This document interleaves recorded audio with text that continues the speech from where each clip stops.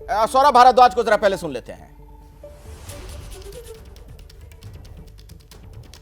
अलग चुनाव था, ये एक अलग चुनाव है।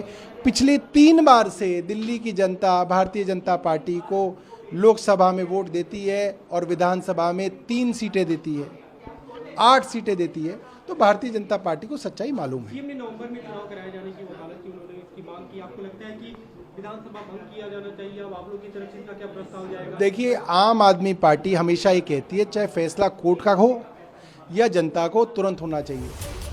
सुप्रीम कोर्ट ने भी कहा कि केंद्र सरकार और सीबीआई जानबूझ के इस फैसले को भी रोक रही है, ट्रायल शुरू नहीं कर रही है। 2 साल हो गए, अभी तक ट्रायल शुरू नहीं हुई।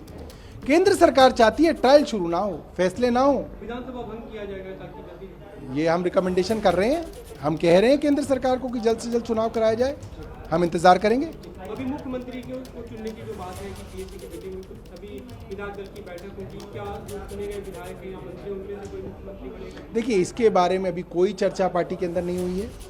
मैं आपको ये बोल रहा हूँ कि जो मुख्यमंत्री की कुर्सी है, ये कुर्सी अरविंद केजरीवाल का इंतजार करेगी और हम विधायक, मंत्री या जो मुख्यमंत्री बने, उस सबका सिर्फ एक ही ध्येय होगा कि कैसे जनता की अदालत में इस अग्नि परीक्षा को पार करके अरविंद केजरीवाल जी को उनकी मुख्यमंत्री की कुर्सी पर बिठाया जाए।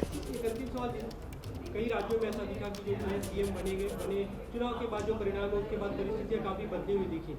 आपको लगता है कि ऐसा कुछ आशंका? देखिए, ये तो अरविंद केजरीवाल का अपनी जनता के ऊपर भरोसा है।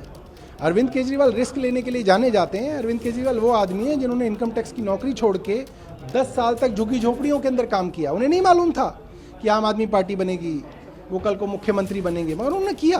अरविंद केजरीवाल रिस्क लेते हैं। अरविंद केजरीवाल जनता के ऊपर फैसले छोड़ते हैं। जनता जो सोचेगी वो अरविंद केजरीवाल के लिए करेगी। तो मुख्यमंत्री की जो ये कुर्सी है वो अरविंद केजरीवाल का इंतजार करेगी, ये कहते हुए नजर आए सौरभ भारद्वाज को आपने सुना।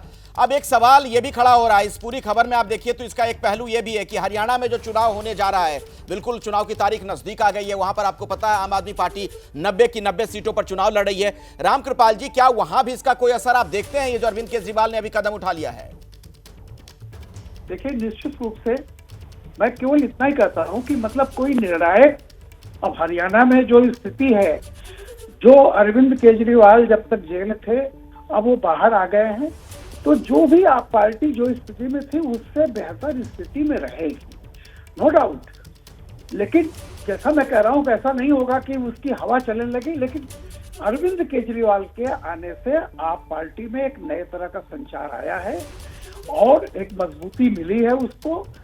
और आज का जो ये फैसला है, मैं निश्चित तौर पर कहूंगा, जैसे चाहे वो मजबूरी का फैसला हो, आपदा में अवसर तलाशने का, लेकिन आप पार्टी के लिए और अरविंद केजरीवाल के लिए एक मौका तो है कि जैसे एक विक्टिम की, मान लीजिए हम इतने दिनों के बाद जेल में रहे, अब निकले हैं, तो जो भी आप पार्टी को लेकर के थोड़ा दुविधा में रहा होगा, मुझे लगता है उसकी सिंपैथी अरविंद केजरीवाल की तरफ आएगी।